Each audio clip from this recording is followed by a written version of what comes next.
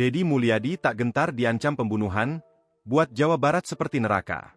Gubernur Jawa Barat Deddy Mulyadi diketahui mendapat ancaman pembunuhan pada Senin, 21 April 2025. Tak hanya itu, Deddy juga mendapat ucapan tidak senonoh dari seseorang dengan nama pengguna, Wowo dan Deddy Mulyadi orang sesat.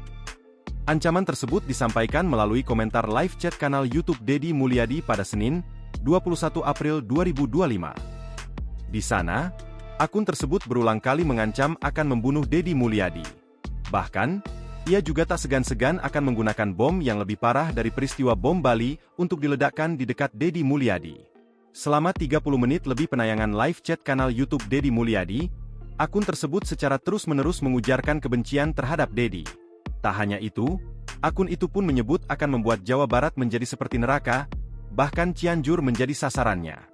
Deddy Mulyadi mengaku ancaman seperti ini merupakan risiko yang harus dihadapi seorang pemimpin. Ia memilih untuk tetap tenang dan tidak gegabah dalam menanggapi situasi ini. Kalau ada ancaman itu, ya risiko bagi seorang pemimpin. Kita lihat perkembangannya terlebih dahulu.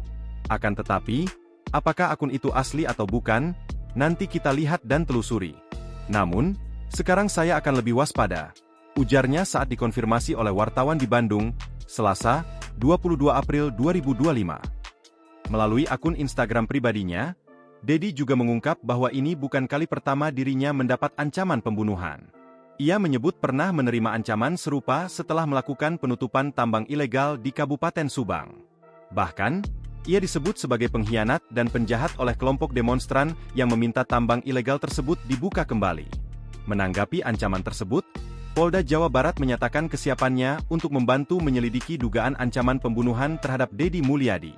Kepala Bidang Hubungan Masyarakat Polda Jabar, Kombes Hendra Rohmawan, menegaskan bahwa tim cyber siap melakukan pemantauan jika diminta.